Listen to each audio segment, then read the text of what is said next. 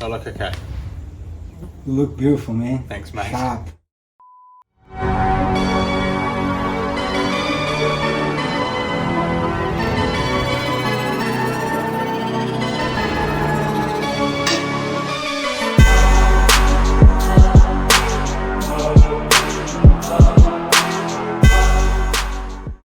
Hi guys, my name's William. My friend Billy and I thought we would take some videos and start a wee YouTube thing, sort of spontaneously. So here we go, this is the first video.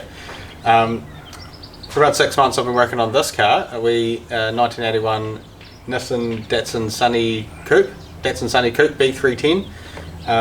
Belongs to a friend of mine. I've been doing all the work on it for her. It had a Datsun CA18DET swapped into it previously by another owner, and the conversion was done kind of poorly. It's all been certified in New Zealand, it is all legal, but I don't think it would be up to scratch nowadays with the way the conversion was done. It came in here to me just for a wee freshen up, and after a quick look at the car I already found a pretty big list of problems and issues that needed to be sorted as soon as possible, so I just got stuck straight into it. One of the main things that the owner of the car wanted done was to have the motor rebuilt or refreshed, because we had no history on the engine. It was running poorly, but at the time I didn't think it was a mechanical issue, it more just was running like it needed a decent tune-up. But regardless, I pulled the motor and stripped it down to inspect it, and good thing we did, because number 4 cylinder was pretty badly compromised. It had a lot of pitting from, I think, probably a previously blown head gasket. So took the block down to the engineers and measured up, and needed to be oversized. So we bought some plus 5mm oversized forged pistons, plus 0.5mm oversized forged pistons, and then just replaced all the other serviceable items in the engine, new bearings and rings, and everything was machined and turned and measured and decked and honed and whatnot. Yeah, so the motor's all been rebuilt basically just with forged pistons, still got factory cams and everything else like that. And then we decided it would be a good time to change the brain of the engine. It was previously running on a very generic chipped ECU. It's a style of chip that cannot be tuned, it's just flashed somewhere one time, once off, and then sent in the post and installed in the computer, which in my opinion is a pretty bad way to get horsepower out of a fuel injected turbo engine. We don't really know what's going on, and lots of things can go wrong with that. So we've thrown that in the bin, and we invested in just a basic Haltech Elite 750, Haltech's sort of bottom line ECU, which would be perfect for this engine. And of course with that you have to buy a lot of other sensors too. So we've got the wideband, fuel pressure sensor, air intake temperature sensor. We've got an aftermarket trigger kit for better timing control. Just coolant temperature and oil pressure sensors, all monitored by the ECU, which will help it survive in the future. Yeah, that is the computer side of things. It also had the downpipe from the back of the turbo was actually touching the firewall, and there was very little I could do about it, because it had a factory turbo and cast manifold for the CA motor, and the motor was installed so far back in the engine bay that there was no real way to move the downpipe any further forward.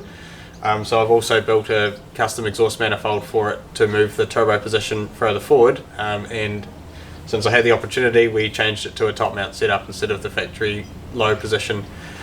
We also bought a larger turbo for it. This is it's a Chinese journal bearing GT2876, I think is what we'll call it.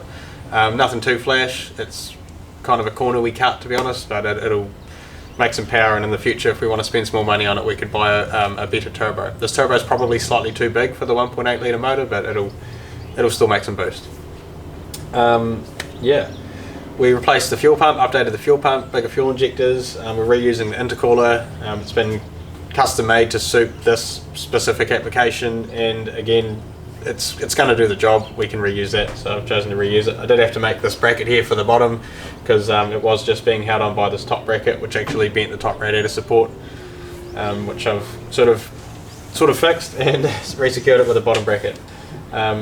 It's got a bigger aftermarket Phoenix alloy radiator, because the radiator that was in it was out of I think a front wheel drive laser, and it was very ugly and didn't fit very well, and needed to be updated as well.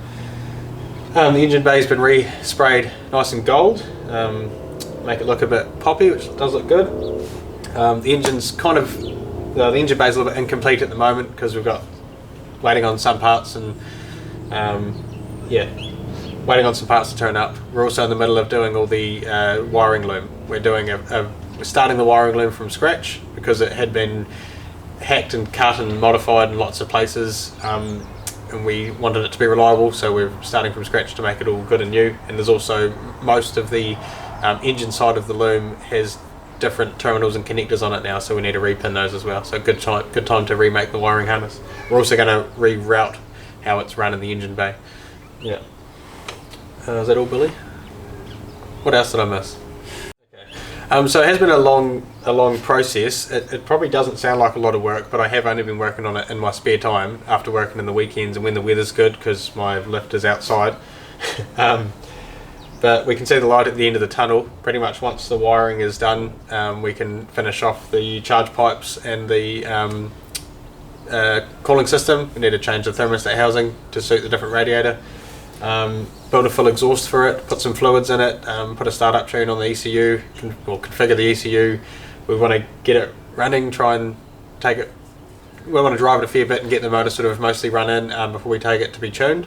Mainly just to save money having a tuner configure the ECU. I think my friends and I are capable of getting it configured, so we'll do that, get it running. Probably won't see any boosts until it goes to the tuners, but that'll be fine. Yeah, I think that's about it. We're almost finished with the car, which is great because I really want the owner of the car to get the car back, and Billy and I have got big dreams on some other projects. We want to start, put some really good shit on YouTube. This is pretty cool, but we've got some aspirations of doing something a lot simpler but a lot more entertaining. We definitely plan to do some more filming of this car once it's all tuned and on the road. We'll take it for a good drive and maybe have a closer look at some things on it if that's what the people want to see. Yeah, it'll be interesting. Can't wait to see how much power it makes. I'm hoping at least 100 and probably as much as 350 horsepower, but time will tell. Yeah. Thanks guys, I hope you enjoyed this first video with Willie and Billy from Kiwi Car Culture, and please don't forget to like, comment, subscribe. I know that sounds annoying, but it genuinely will help a fresh little YouTube channel like this. And Billy and I have got some pretty cool projects in our head that we'd like to put on YouTube. Once this thing's all finished and gone and done, we're going to get stuck into some real exciting stuff. So yeah man, climb on board. Thank you very much. See you later. Cool. That's it, bro. Did you think we got it? I didn't miss anything? Nice. Nice. Good, man. Thanks everyone. Love you.